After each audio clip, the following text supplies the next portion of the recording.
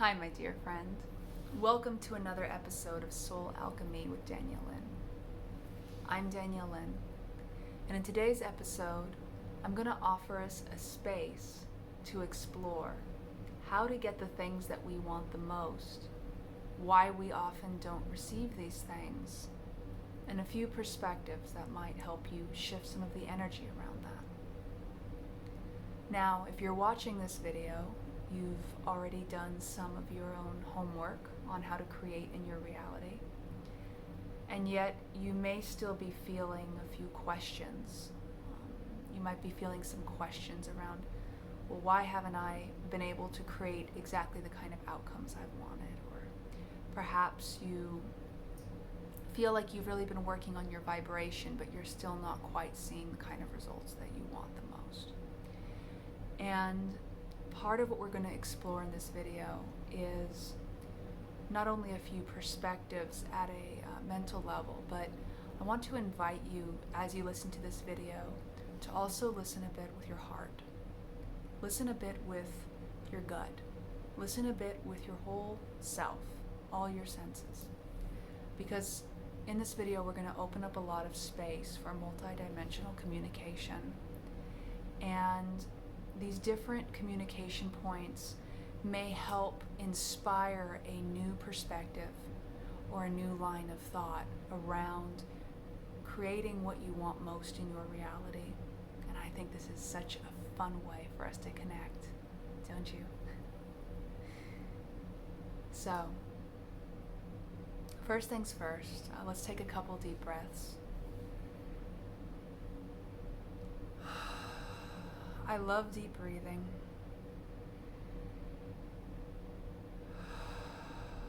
It really helps connect us with our natural rhythms.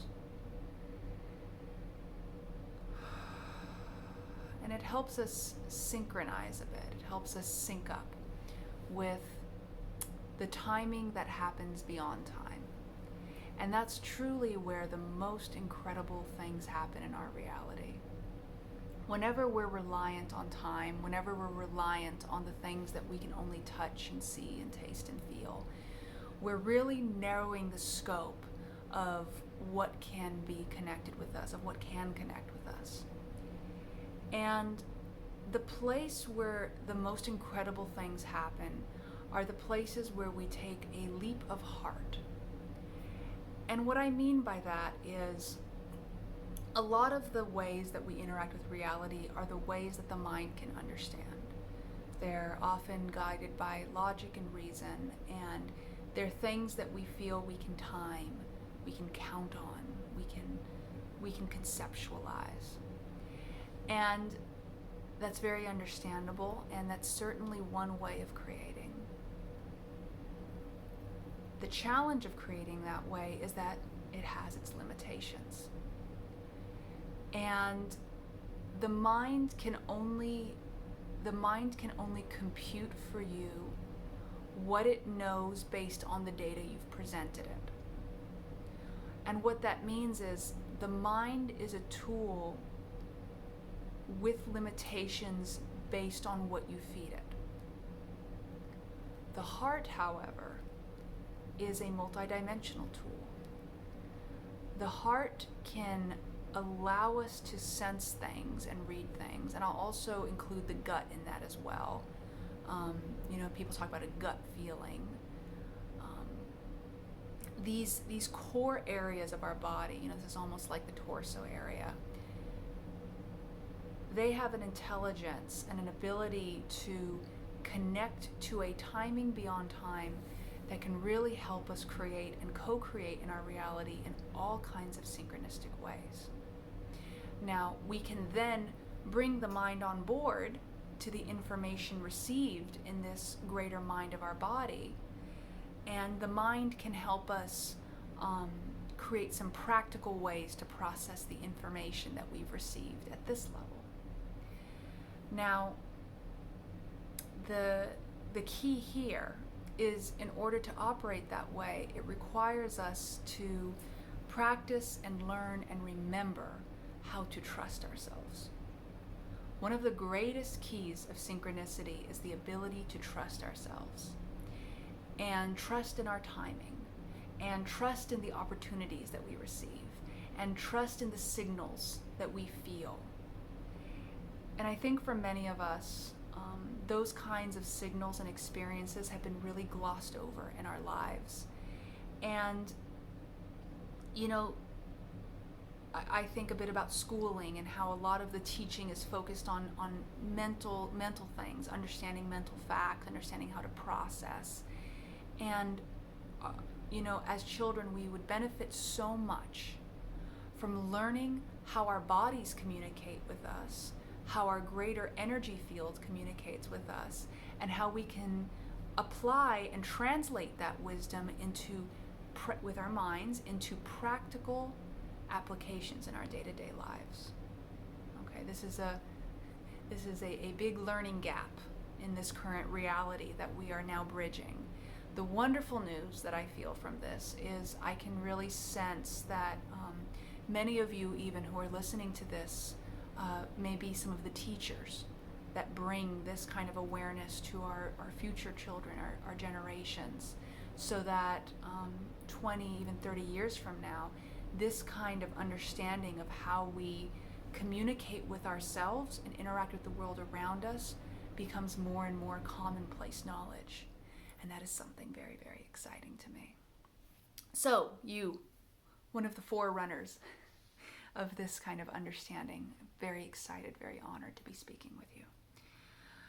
So, let's ground back into what we were discussing here. So, we were talking a little bit about how to connect with what we want the most, and we were talking a little bit with the ways that we interpret the world around us, and a lot of times we've interpreted it through the mind, but now we're remembering that we interpret it through our greater body as well, not just our physical body like our heart and our gut, but we actually are receiving these input signals from our energetic field around us, within us, and extended beyond, connected to the macro and microcosm of life at all times, at all moments.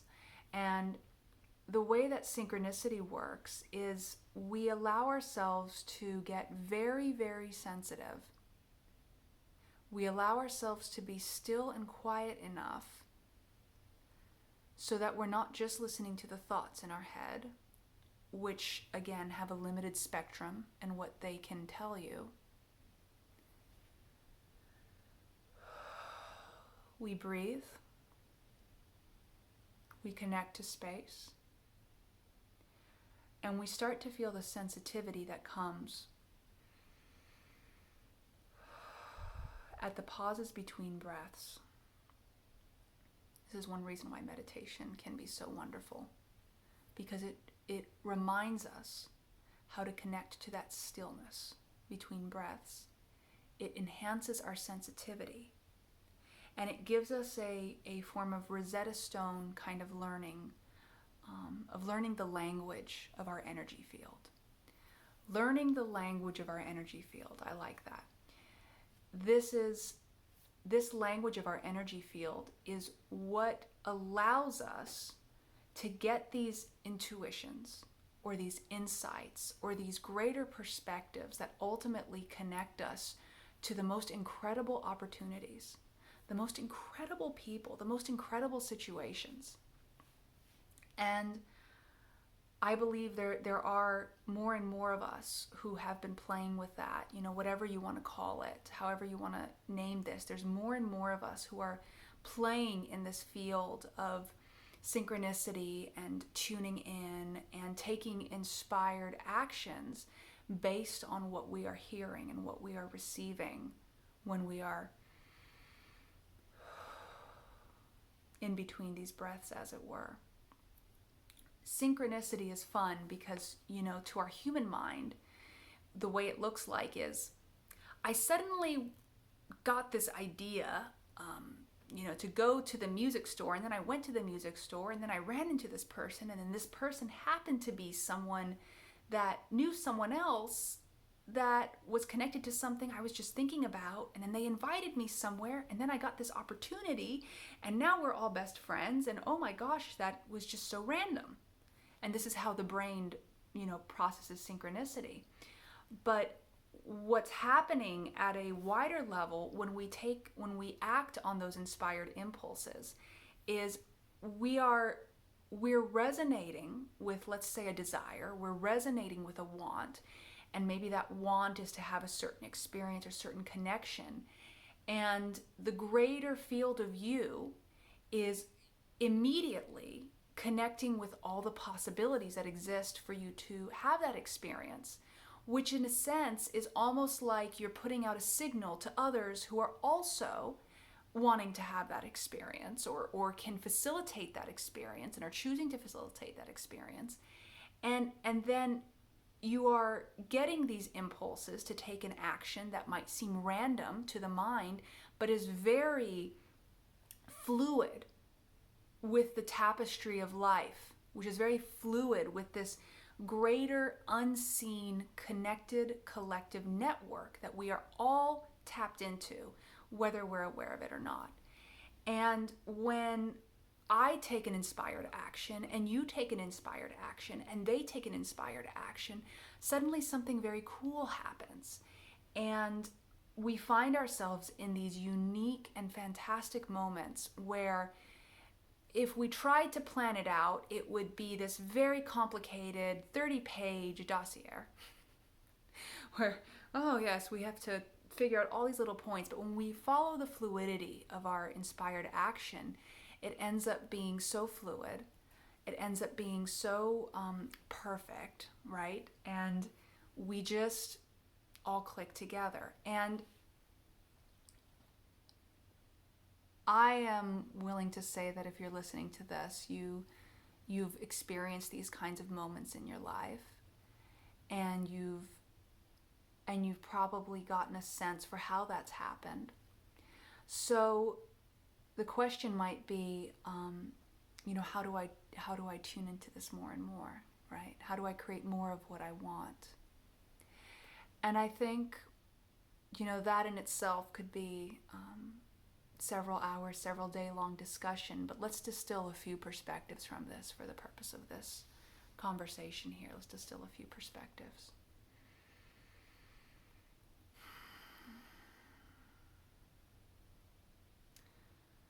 One perspective to consider is you've certainly been working with trusting yourself, with working with trust within your body and within your greater life, because you've been magnetized to participating in this video here and now. So a question to ask yourself might be, what sort of experiences might I focus on now that will help me deepen the trust between me and myself? What are some ways I can focus my attention right now that will help me deepen my trust between me and myself? And this is not something you necessarily have to think with your mind. This is a contemplation that you can spin around in your heart for a little bit, or in your gut, and not just asking the question, but then checking with yourself and saying, I am willing to at least hear. I'm willing to at least put both feet in, right? Or maybe I'm willing to jump into the whole pool. Whatever it is that's between you and yourself. But contemplate that. What would be a great step for me to take right now to deepen this bond of trust with myself? And remember, it's not about speed. You don't need to push yourself all the way in. Although you may feel really inspired to jump all the way in. Something to remember is how to parent yourself, how to love yourself, how to love that unseen child within you, and encourage that inner part of you in a way where you're curious, not pushing, not like, come on, why won't you just trust yourself? Or like, let's go. It's more curious, like, hey, what do you feel about this?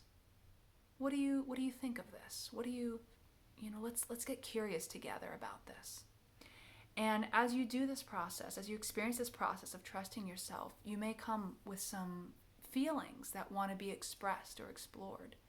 You might feel discomfort. You might feel uncertainty. There might be things that come up for you to attend to during this process. I hope you remember that feeling your feelings is one of the most loving things that you can do for yourself.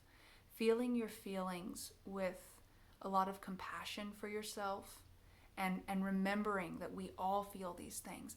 I feel these things. I feel deeply. There are days I wake up and I am so angry or so sad and so hurt. And there was a time in my life where I would say, well, what is wrong with me? And then I started changing that voice into curiosity, saying, hey, let's talk about this. What would you like to do with these feelings? How would we like to be with these feelings? And the more I shifted that inner voice to love and curiosity and empathy with myself, the more I felt safe with myself, the more I trusted myself. And I think it's funny because a lot of us feel like, well, I don't have time for feelings. I got a job to do. I got kids to raise. I got things going on in my life. But the feelings are part of your life. This tending to yourself is your life. And all those other things outside of you benefit from you being compassionate with yourself, from you spending this time, this clear, loving time with yourself. All parts of you benefit from this. So it's my hope that you consider that perspective when you're exploring this in your life. I feel here is an excellent point for us to pause this conversation, as it were, or at least close this particular video. And if you have any questions about this or anything that you would love to explore further about this topic, please feel inspired to leave a comment, leave a question. I love these connections we have, and I'm looking forward to our next one. Talk soon. Oh, and if you would like to find more information, please do head to daniellyn.com.